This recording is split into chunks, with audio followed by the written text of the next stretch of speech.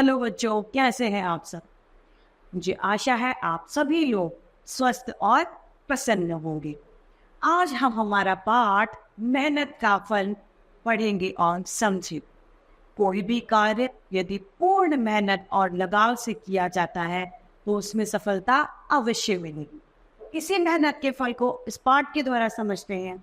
यह है हमारा पाठ 8, मेहनत का फल। दादी रोज की तरह कहानी सुनाने लगी तो तान्या ने पूछा, दादी क्या यह कहानी सच्ची है? दादी कहती है, बिल्कुल सच्ची। दादी ने बताया, एक पुरानी कहानी है।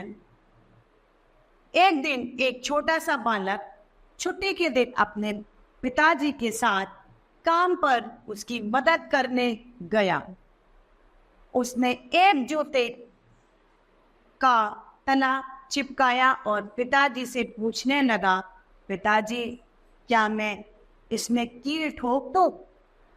अब वो क्या कर रहा है, जूते का तला जो होता है वो उसने चिपकाया, जो नीचे जूते के नीचे जो होता है उसे तला कहते हैं, उसे चिपकाया और पिताजी से पूछने लगा, पिताजी क्या इसमें कील लगा दूं मैं? पिताजी ने हाथ में चमड़ा पकड़ते हुए जवाब दिया, नहीं बेटा, इतनी जल्दी नहीं, पहले इसे सूखकर चिपक जाने दो। जल्दबाजी करने से जूते का तला 2-4 दिन में फिर से अलग हो जाएगा। जो काम करो ढंग से करो, अच्छा करो और पूरी लगन से करो। वो कहता है आपको जो भी काम करना है, चाहे छोटा हो या बड़ा, लेकिन आप उसे पूरी लगन और मेहनत के साथ करो ताकि उसका अच्छा परिणाम आपको मिले। इस तरह छुट्टी के दिन वह बालक अपने पिताजी के साथ जाता और लगन से काम सीखता था। जो कोई उससे एक बार काम करवा लेता वह हमेशा के लिए उसका ग्राहक बन जाता था।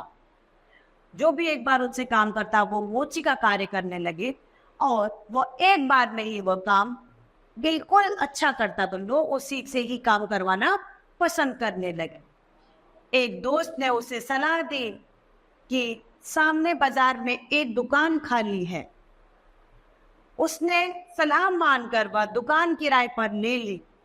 मदद के लिए उसने 1-2 आदमी भी रख लिए। अब उसने काम शुरू कर दिया और अपनी मदद के लिए 1-2 आदमी और रख लिए ताकि कारोबार अच्छा चले। पिताजी की सीख को अपने जीवन का मूल मंत्र बना लिया। पिताजी की सीख को उसने पूर्णतया अपना लिया था कि अगर मुझे काम करना है तो चाहे मैं कम काम करूं, लेकिन जितना करूंगा वह मेहनत और लगन से, जिसका परिणाम बिल्कुल बेहतर हो, उसमें कोई कमी ना हो। वह जितना काम करता ढंग से करता था। एक दिन उसकी माँ ने सलाह दी, बेटा तुम नए जूते क्यों नहीं बनते? क्या बोला कि भाई तुम नए जूते क्यों नहीं बनाते हो, पुराने जूतों को ही आप मरम्मत क्यों करते हो?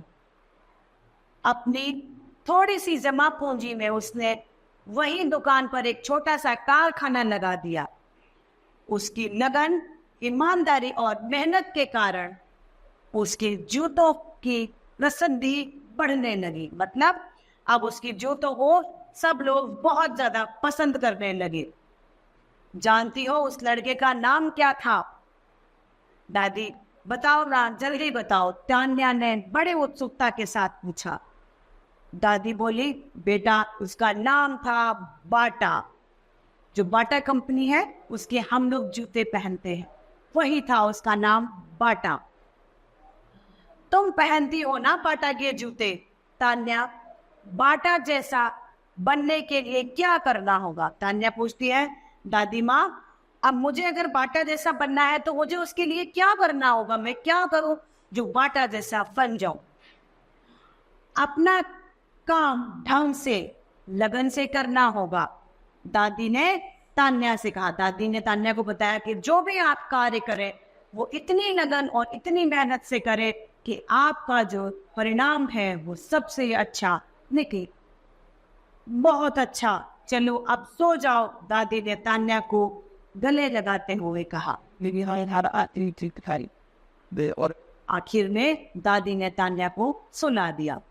इस तरीके से हमारे पाठ से हमें सीख मिलती है कि चाहे कितना भी छोटा काम क्यों ना हो, हमें उसे करने में कभी नहीं हिचकिचाना चाहिए और उसी कार्य को इतनी लगन और इतनी मेहनत से करो कि उसके परिणाम में कोई भी कमी ना निकल सके, उसका परिणाम सर्वोपरि हो, ताकि उस कार्य में आपकी कोई बराबरी ना कर पाए। इस तरीके से हमने इस पाठ में मेहनत के फल को देखा, जो सदैव ही सबसे अच्छा होता है। इस तरीके से हमारा पाठ मेहनत का फल समाप्त होता है। मुझे आशा है आप सभी को यह पाठ मेहनत का फल भली भांति रूप से समझ में आया होगा। तो आज के लिए इतना ही, फिर मिलते हैं। धन्यवाद।